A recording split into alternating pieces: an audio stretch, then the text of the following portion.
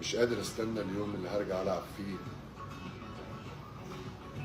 واول ماتش المدرج مليان كرة بالعرض هطلع بدماغي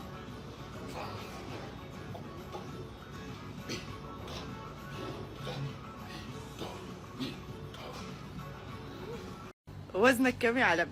وزني 101. ارضيات زيزو وفتوح مستنياك يا عالمي الموسم الجاي. زيزو يا ريت ارجع العب مع زيزو وفتوح يدلعوني. يا ريت العب مع زيزو وفتوح يدلعوني. الواد مصطفى شلبي يخش جوه يرميني اطلع بعيد. طخ. واحد بيقول لك جبت كام جون في مسيرتك الكرويه كلها؟ جبت يعني المنتخب ده كله بتاع 120 مثلا. كويس يعني. حلوين طبعا. بس 120 مثلا في 270 280 ماتش بس. وزنك كام يا عالمي؟ وزني 101. عايز انزل 3 4 كيلو كمان ان شاء الله انزل 97. ده زي ما كنت بتلعب. اه.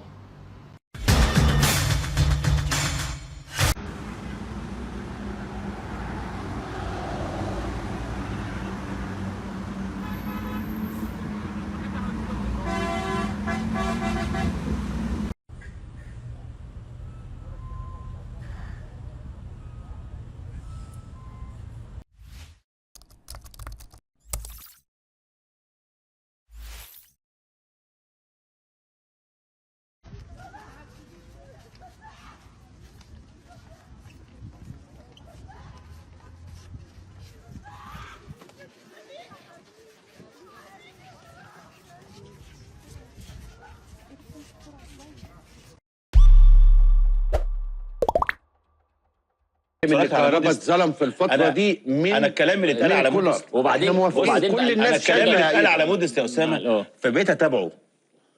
هو عنده مشاكل فنيه وبدنيه كبيره جدا. عامل السن يا يا خبر ابيض، هو كان لعيب كبير على فكره. ده كان بقول لك كان انا بكلمك ايه، تقدم السن مع العامل البدني وحش قوي، مع كمان الحاجات لا غير التوفيق يا اسامه، الحاجات الفنيه التكنيك بتاعه صعب قوي. السن رد الفعل يقدر بالظبط. انا لاعب النادي الاهلي يعني حتى الاجوان اللي جابها، حتى مودست. في احد الاهداف اللي جابها جابها بالعافيه، انت فاهم اللي هو ايه يعني الكوره جت في لا يعني واضح ان في فرق. فكهربا بصراحه افضل منه كتير. اصرار كولر على ان هو يشتغل بمودست ومش جورج كهربا ده هو ده اللي بيقوله كبير. عشان كده ده ظلم كبير. عشان كده الحاله اللي وصل لها كهربا في اللي احنا بنتكلم عليها دي طبعا لازم يوصل للحاله دي. وبعدين المشكله من ان مفيش جاب حصل فكهربا يرجع فيه.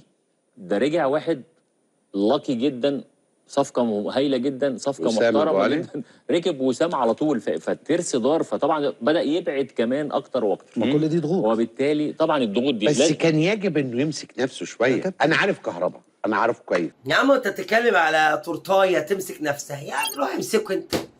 معلش يا كهربا بقى خلاص، وسام ابو علي جه طريق السلامه انت. لو تابعت الفيديو اللي هيترم انت برنس البرنيس المستبرته فاستسنسه، انت اتاكد مدينا لايك باتي الفيديو، شارك في البرنامج لكل الشعب في كل مكان، استنونا نهنه هنيه فيديوهات كتير نار بنار. سلام.